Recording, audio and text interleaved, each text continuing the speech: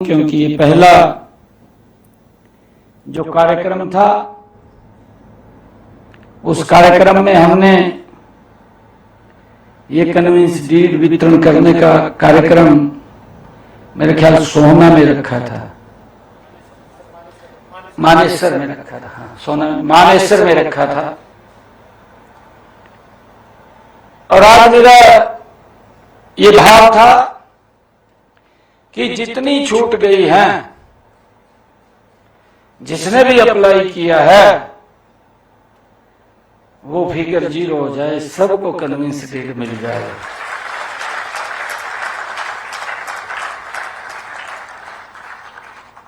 जब पिछले दिनों में विभाग के इस रिव्यू कर रहा था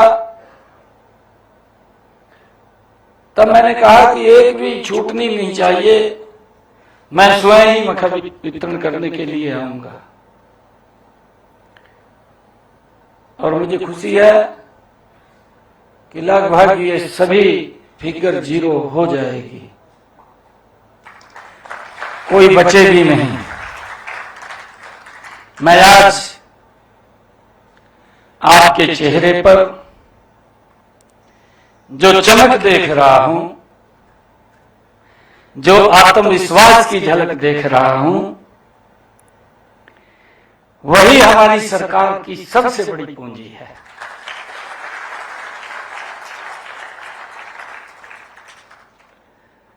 वही मोदी जी के 11 वर्षों की सबसे बड़ी सफलता भी है।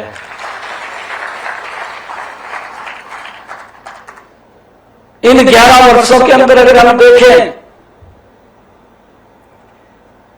ऐसे ऐसे लिटिगेशन समाप्त हुए हैं, लंबे समय से जो हम झेल रहे थे, उससे पीड़ित थे। हमारे विकास गुप्ता जी ने भी उसका जिक्र किया। कई बार नोटिस लगा देते थे दुकान के ऊपर, कोर्ट में चक्कर काटते रहते थे। मैं धन्यवाद करना चाहूंगा आदरणीय मनोहर लाल जी का, जिन्होंने इस समस्या को समझा और समझ करके उसका निराकरण करने का निर्णय किया। और आज मुझे खुशी है जब हम दूसरे चरण में ये कन्वेंस डीड वितरण के कार्यक्रम में आए हैं, तो आज पूरे हरियाणा प्रदेश के 250 ऐसे लोग यहां पर उपस्थित हैं जिनको आज उनकी दुकानों की रजिस्ट्रियां सौंपी गई हैं।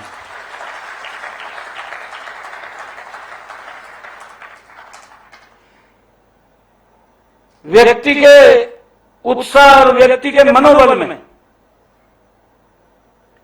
अगर वो किराए में बैठा है कुछ और उत्साह होता है,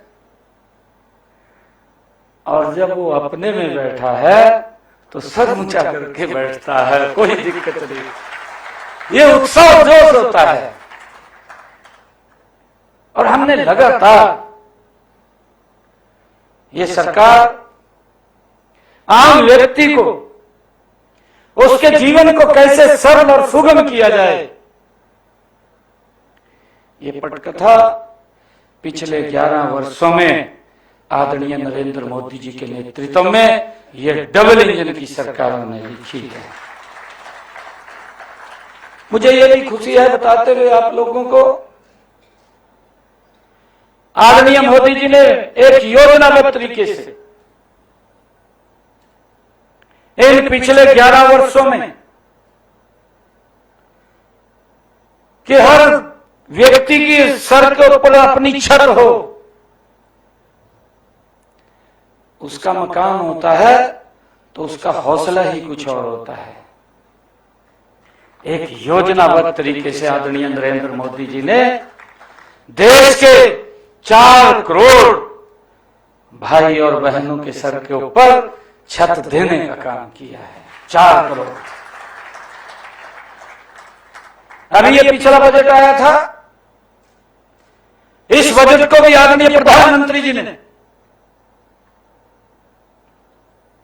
मेरे ख्याल पिछले से 5 गुना ज्यादा बढ़ाने का काम ये प्रधानमंत्री आवास योजना के अंदर किया है, और उसी सोच के आधार पर किया है कि कोई भी सर बिना छत के न रहे, हर व्यक्ति के सर के ऊपर छत होनी चाहिए। और मुझे बताते हुए खुशी हो रही है, अभी ये विधानसभा का सत्र चल रहा था, इस विधानसभा के सत्र में मैंने कहा कि हमारे हरियाणा के ऐसे कितने पात्र लोग हैं जिन्होंने एप्लीकेशन इसमें अपनी रजिस्टर्ड की हुई है।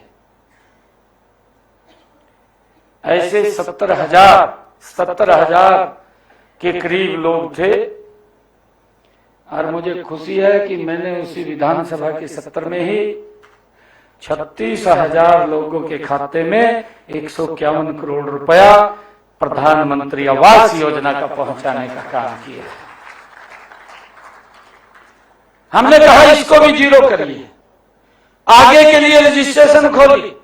अगर कोई व्यक्ति जिसके पास अपना मकान नहीं है वो उसके अंदर रजिस्ट्रेशन कर सकता है, और हमारे अधिकारी उसको वेरीफाई करके उसके सर के ऊपर छत देना जो हमारी सरकार का कमिटमेंट है भाई, उसको पूरा करने का हम काम कर रहे हैं। आप लोग देखेंगे कि इन 11 वर्षों के अंदर एक निर्णय और बड़ा किया। ये निर्णय था कि गांव के अंदर जो लाल डोरा की जमीन थी वहां भी व्यक्ति बैठा था, मालिक नहीं था, कुछ कर नहीं सकता था, परंतु एक योजना, स्वामी तब योजना देश के यशस्वी प्रधानमंत्री नरेंद्र मोदी जी ने बना करके आज देश के अंदर उस लाल डोरा जमीन को लोगों को जो वहां बैठे थे उनको मालिकाना हक देने का काम, स्वामित्व कार्ड दे करके बनाने का काम किया है। क्यों, कुछ भी कर सकते हैं, अपने काम को आगे बढ़ा सकते हैं। ये सोच अगर किसी की है तो देश के प्रधानमंत्री डबल इंजन सरकार की है। भाइयों, हमें खुशी है इस बात की। रवि, हमने एक और निर्णय किया। हमने ये निर्णय किया, अभी अपने संकल्प पत्र में भी हमने बोला था, हमने कहा था लंबे समय से जो पट्टेदार किसान था वो काश्त कर रहा था परंतु मालिकाना हक नहीं था, क्योंकि जब कई लोग तो पार्टीशन के बाद पाकिस्तान से आए, सरकार ने उनको जमीन लौट कर दिया, वो नाम नहीं हो पाई परंतु लंबे समय से वो उसको प्रकाशित कर रहे थे, और उनके ऊपर एक कानूनी तलवार भी लटकी रहती थी, पता नहीं क्या होगा क्या नहीं होगा। परंतु ये निर्णय भी हमारी सरकार ने किया है कि ऐसे पट्टेदार किसानों को हमने अब मालिकाना हक देने का काम ये हमारी सरकार ने किया है। हमने एक और लिटिगेशन को इसके साथ समाप्त किया है। जैसे आज आपके साथ ये रजिस्ट्री वितरण के कार्यक्रम के अंदर कि आप 20 वर्ष से उस दुकान के ऊपर बैठे थे, जिन लोगों को 20 वर्ष हो गए थे उनको मालिकाना हक दिया है। इसी प्रकार से गांव के अंदर जो पंचायत भूमि के ऊपर जिसने अपना मकान बना लिया था और वो भी लिटिगेशन के अंदर था, उसके ऊपर भी कानूनी तलवार लटकी रहती थी। गांव के अंदर कोई ना कोई दिक्कतें आ जाती हैं, दरखास्त दे आता था जाकर के कोर्ट में, कोर्ट आदेश कर देता था कि मकान गिर दो, मकान गिर जाते थे। जब कोर्ट का आदेश आता था तो हम भी कुछ नहीं कर पाते थे, क्योंकि कोर्ट के आदेश का सरकार की जिम्मेवारी होती है कि उसका 100% पालन हो। हमारे सामने भी बड़ी दिक्कतें खड़ी हो जाती थी, गांव के गांव इकट्ठे होकर के आते थे कि कुछ किया जाए, रोका जाए, मकान गिर रहे हैं, परंतु इसका भी समाधान किया है। हमने विधानसभा में बिल लेकर के आए, कैबिनेट के अंदर पास किया और पास करके निर्णय किया कि अगर कोई व्यक्ति 20 वर्षों से पंचायत भूमि के ऊपर मकान बना करके बैठा है तो उसको भी उसका मालिकाना हक दे दिया जाए ताकि लिटिगेशन ही समाप्त हो जाए। वो हुई है। एक एक समस्या का समाधान। नहीं तो हमने ये देखा है पिछले आजादी के बाद समस्या को बड़ी समस्या कर देना। लोग घूमते रहते थे, बड़ी समस्या घर का वोट ले लेनी, ड्राई ड्रो का होना जाना कुछ नहीं। परंतु मोदी जी के नेतृत्व में एक एक समस्या का समाधान हुआ है। देश के लोगों के जीवन को सरल और सुगम करने का काम इन 11 वर्षों के अंदर यह डबल इंजन की सरकार ने किया है। हम अगर देखें कितने लंबे समय से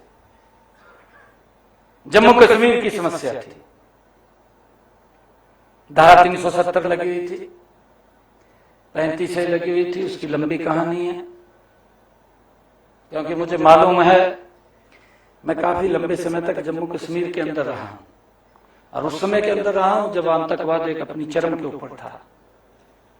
मुझे जम्मू कश्मीर के हर एक ब्लॉक स्तर के ऊपर जाने का मौका मिला। लोग क्या क्या बोलते थे, क्या क्या कहते थे। लोग सुरक्षित नहीं थे। आतंकवादियों का एक वहां पर इस प्रकार का दबदबा था। बेटियां सुरक्षित नहीं थी। वो अपनी पीड़ा हमारे सामने शेयर करते थे, बताते थे हमें। और ये निर्णय वैसे नहीं हुआ। ये निर्णय हमारे पार्टी के उच्च शीर्ष नेतृत्व ने यह निर्णय किया कि जब भी हमारी सरकार आएगी इस धारा 370 को समाप्त करेंगे। क्योंकि हम उस पीड़ा को जानते थे, हमें मालूम था। लोग भी चाहते थे कि धारा 370 समाप्त हो। उसकी आड़ में 3 परिवारों का ही काम चलता था, 3 परिवारों की राजनीति चलती थी। परंतु कितनी पीड़ा जब वो लोकसभा के अंदर मोदी जी बिल लेकर के आए, कितनी पीड़ा उन परिवारों को। क्या क्या नहीं बोला गया, क्या क्या शब्द नहीं कहे गए। आप सुन भी नहीं सकेंगे ऐसे ऐसे शब्द उन लोगों ने बोले हैं। और अब भी वो पीड़ा खत्म नहीं हो रही। ये एक समस्या थी, ये देश की समस्या थी। वो आज भी इस प्रकार की भाषा बोलते हैं कि जब हमें मौका मिलेगा तो इस धारा 370 को हम रिवर्ट कर देंगे। इस प्रकार की भाषा बोलते हैं। परंतु किस प्रकार से लोगों के साथ अन्याय होता था, अपनी आवाज भी नहीं उठा सकते थे। कश्मीर फाइल जो फिल्म आई है, यह कहानी नहीं है। वो कहानी नहीं है, अगर आप लोगों ने देखी होगी। वो सच्चाई है और उस सच्चाई को वो लोग बर्दाश्त भी नहीं करते। उस धारा 370 को भी नरेंद्र मोदी जी ने जब कहा था कि हम समाप्त करेंगे और उसको धराशायी कर दिया, समाप्त कर दिया। ये बड़ा निर्णय ये मोदी जी ने किया है। मैं अभी बात कर रहा था छत्तीसगढ़ के अंदर नक्सलाइट का कितना प्रभाव था, कई राज्यों के अंदर उसका प्रभाव था। मैं लगभग छत्तीसगढ़ के अंदर भी काफी समय तक उस क्षेत्र के अंदर रहा हूं जो नक्सलाइट क्षेत्र था। मेरे तो सामने की आंखों के सामने की बात है। वो माइंस लगा रखी थी। रास्ते में हम गाड़ी से जा रहे थे, हमारे आगे एक पुलिस की बड़ी गाड़ी जा रही थी, वो माइंस फट गई हमारी आंखों के सामने। देखते देखते ऐसा दौर हमने देखा है। मैंने कहा है कि समस्या को बड़ी समस्या खड़ी कर देना। आज मुझे गर्व है, आज मुझे खुशी भी है कि इन 11 वर्षों के अंदर जब एक मिशन मोड के अंदर काम होता है आज वो नक्सलाइट वो उसको संकुचित करके मात्र थोड़े से क्षेत्र में रह गया। उस ग्राउंड को भी क्लियर करने का काम ये भारत मां का लाल नरेंद्र मोदी कर रहा है। लोग सर ऊंचा करके बिना भय के जिए, ये सरकार की सोच है और सरकार उसको लेकर के काम करती है। आज उन नक्सलाइट एरियो को भी आज आप देख रहे हैं, बहुत सारे नक्सलाइट तो अपने आप आ जाते हैं, कहा जी हम छोड़ रहे हैं सारा कुछ, उनको मुख्य धारा के अंदर लेकर के आ रहे हैं। नहीं तो ये लगातार बढ़ रहा था। कितने प्रदेश और जिले उससे प्रभावित थे, परंतु सरकार धीरे धीरे करके एक एक के ऊपर काबू पा रही है, उन समस्याओं का समाधान कर रही है। कितने और ऐसे काम किए हैं सरकार ने। 2014 से पहले मुझे याद है, माताओं को, बहनों को शाम को सूरज ढलने का इंतजार करते रहते थे, परंतु नहीं सोचा गया उस बारे में। अगर किसी ने सोचा है तो नरेंद्र मोदी जी ने सोचा है। आज मुझे खुशी है कि आज हर घर के अंदर शौचालय बना करके सबसे बड़ा सम्मान माताओं बहनों को देने का काम वो नरेंद्र मोदी जी ने किया। उनका सम्मान बढ़ाने का काम किया है, उनकी इज्जत को बढ़ाने का काम किया है। परंतु आज भी कुछ बोलते रहते हैं, नेता कहा कुछ नहीं कराया भाई, नहीं कुछ कराया, तो देख तो ले भी क्या हो रहा पता नहीं लगता उनको। आप सोचिए 55 करोड़ लोग भारत के आजादी के बाद उनको बैंक में जाने का अधिकार नहीं था। आपको मालूम है, अगर किसी गरीब व्यक्ति को आवश्यकता पड़ जाती थी कि मैंने बैंक में खाता खुलवाना है, उसका खाता नहीं खुलता था। उसको बोला जाता था कि जिन लोगों के बैंक में खाते हैं साइन करा करके लेकर के आओ, और जो जिसका खाता हुआ था बैंक में जब मुझे पता चल जाता कि भाई इसका खाता नहीं, और गरीब आदमी आयो, साइन नहीं करता था। अरे कितना अपमान होता था गरीब व्यक्ति का। आप सोचिए, उसका खाता नहीं खुलता था। 55 करोड़ लोग थे। मोदी जी ने आकर के जनधन योजना लेकर के आए और उन 55 करोड़ लोगों को सीधा बैंक के साथ जोड़ने का काम किया, और जितनी योजनाएं चल रही हैं उनको उस खाते के साथ अटैच कर दिया। खाली खाता नहीं खुला। उन्होंने तो उस टाइम उसका विरोध किया, ये भी पूछने का काम किया, कहा मोदी जी इन खातों में पैसा कौन डालेगा, का खुलवाए तो दिए। ये बात कही गई। भाई आज मेरे पास फिगर तो है नहीं है, परंतु मैं लोगों को आज ये कहना चाहता हूं कि उन 55 करोड़ खातों को देख ले, कितने हजार करोड़ रुपया उनके अंदर जमा है, ये आपको पता चल जाएगा। आप देख लीजिए उसको। मेरे पास फिगर नहीं है। किसी ने 1000 रुपया जमा किया, किसी ने 2000 किया, किसी ने 20,000 किया, किसी ने 50,000 किया। उन्होंने उसके अंदर छोटी बचत करके अपने पैसे को उन खातों में जमा किया, क्योंकि उसको अवसर मिला है। जब किसी को अवसर मिलता है तो उसके अंदर वो अपनी बचत को कंट्रोल करता है। ये सम्मान बड़ा है। आप ये देखिए, इन 11 वर्षों के अंदर आज तक इस प्रकार की कोई नीति योजना नहीं थी। 2014 से पहले की मैं कई बार बताता हूं, क्योंकि मैं जब नारायणगढ़ से विधायक था, मेरे ध्यान में,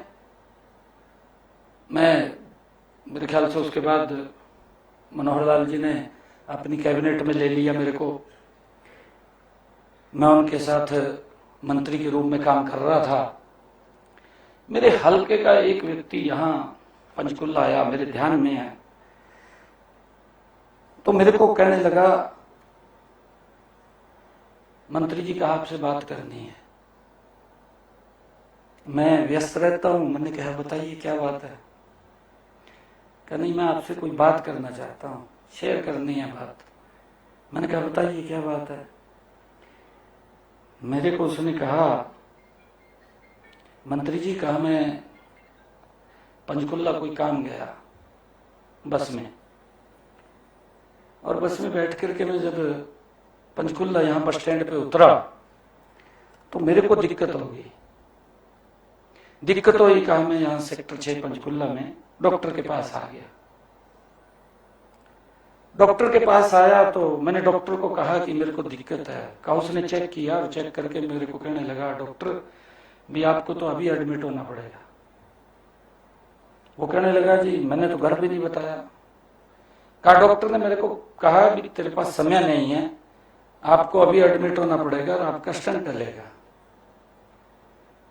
वो कहा, जी मैं एडमिट हो गया, मेरा स्टंट डाल दिया डॉक्टर ने। अगले दिन कहा, मैंने घर पे फोन किया कि मैं तो यहाँ पंचकुला हॉस्पिटल में हूँ।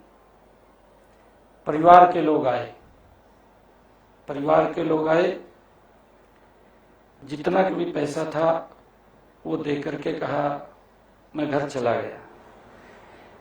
मेरे को कहने लगा, कहा जी मैं आपको ये बात कहने के लिए आया हूं, कहा 2014 से पहले ये स्थिति थी कि अगर किसी को ये पता चल जाता था कि मेरा स्टंट डलेगा तो डॉक्टर एक बात बोलता था कि पहले 3 लाख रुपए जमा करा तब आपका स्टंट डलेगा। परंतु आज मोदी जी के समय के अंदर मेरे को डॉक्टर ने ये नहीं कहा कि आप पैसा 3 लाख रुपए जमा करा, मेरे को ये कहा कि आप अपना स्टंट डलो।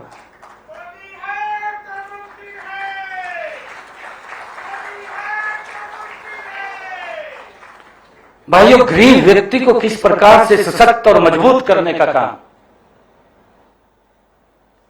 आदरणीय मोदी जी ने विभिन्न योजनाएं चला करके कर रहे हैं। आज गरीब व्यक्ति के चेहरे के ऊपर मुस्कान है, ये छोटी बात नहीं है। गरीब व्यक्ति अपना बीमा नहीं करा सकता था, पता है आप सबको। प्रधानमंत्री बीमा योजना 12 रुपए में दिया। यह व्यक्ति, गरीब व्यक्ति भी कम से कम परिवार तो सुरक्षित रहे अगर कोई घटनाक्रम हो जाए। प्रधानमंत्री जी ने प्रधानमंत्री बीमा योजना लेकर के आए, गरीब के लिए लेकर के आए। अभी हमारे मेयर साहब बता रहे थे कि हमारे यहां से दुकानों में आग लग गई। मनोहर लाल जी थे ना, मुझे ध्यान में है, जब मनोहर लाल जी यहां से देखने के लिए आए तभी वो घोषणा करके गए कि हम इनको नई बना करके देंगे। नई दुकानें बना करके दी, पूरा बाजार है, आप देखेंगे पंचकुला के अंदर जाकर के। गरीब व्यक्ति को कैसे सशक्त और मजबूत किया जाए। नहीं बोलने ने तो कुछ भी बोल दो, कहने ने तो कुछ भी कह दो, परंतु व्यक्ति जब काम करता है, काम नहीं करता जब वो इंप्लीमेंट होता है।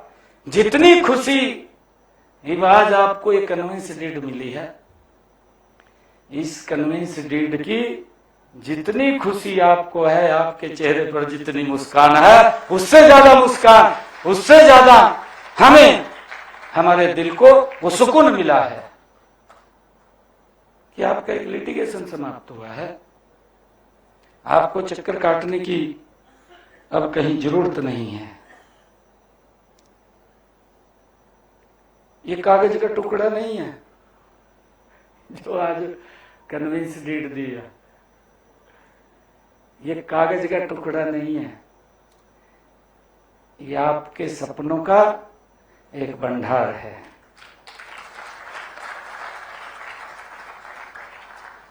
व्यक्ति यही तो सोचता है कि मेरा अपना घर हो, मेरा अपना दुकान हो, यही सोचता है। बच्चे ठीक से पढ़ जाएं, अच्छी जगह रजिस्टर हो जाएं। बच्चों की बात आई है, आप देखिए, ये तो 2014 से पहले की बात है। अगर नौकरी भी लगनी होती थी क्या क्या पापड़ बेलने पड़ते थे, दुकान बिक जाती नहीं बिक जाती, नौकरी नहीं लगती थी, नौकरी नहीं लगती थी, पैसे चले जाते थे, दलाल ले जाते थे। परंतु आज 1,75,000 नौकरियां हरियाणा के अंदर बिना पर्ची बिना खर्ची के हरियाणा के युवाओं को दी हैं। मैं कल ही, मेरा एक कार्यक्रम था जटेला धाम, जब मैं जटेला धाम वहां कार्यक्रम में गया, माजरा दुब्बलदन माजरा उस गांव के अंदर कार्यक्रम था बड़ा।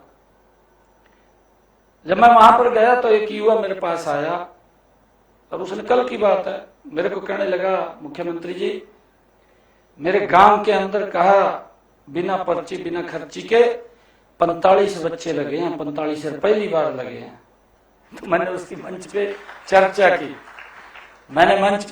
मैंने उसको पूछा, मैं कहा भाई 1 नवंबर 1966 से हरियाणा बना, लगभग 55, 58, 60 साल हरियाणा बनने के हो गए हैं, पहले कितने बच्चे लगे? कहा जी पहली बार है कि 45 बच्चे 10 वर्षों के 11 वर्षों के अंदर हमारे गांव से लगे हैं, बिना पर्ची बिना खर्ची के लगे हैं।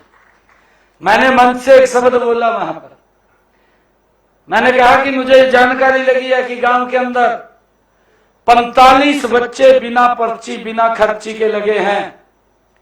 ये कहानी माजरा दुब्बलदन की नहीं है, ये कहानी हरियाणा के 6,500 गांव की है। आप किसी भी गांव में जाकर के पूछेंगे, वहीं पर ही लोग ये कहेंगे कि पहली बार इतने बच्चे लगे हैं। सरकार गति से काम कर रही है। आज मैं आप सबको इस अवसर के ऊपर बहुत बहुत बधाई देता हूं, शुभकामनाएं देता हूं। यह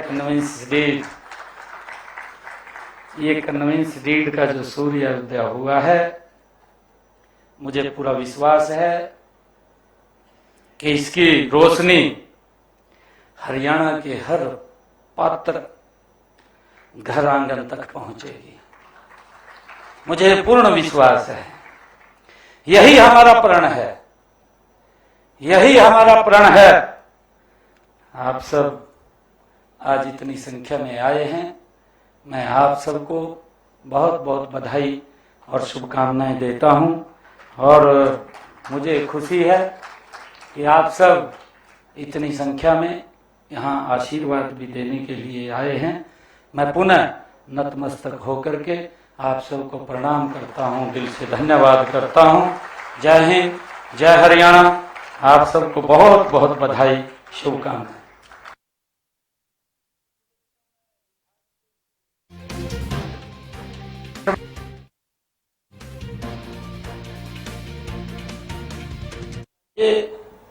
मैं स्वयं ही मखा वितरण करने के लिए आऊंगा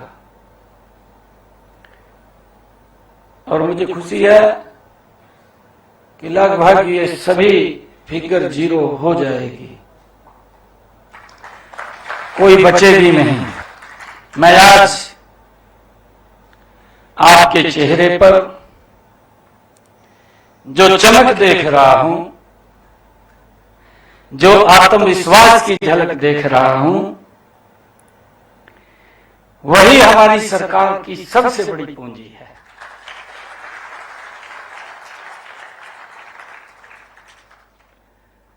वही मोदी जी के 11 वर्षों की सबसे बड़ी सफलता भी है।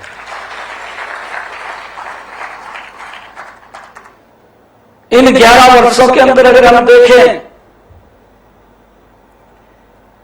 ऐसे लिटिगेशन समाप्त हुए हैं, लंबे समय से जो हम झेल रहे थे,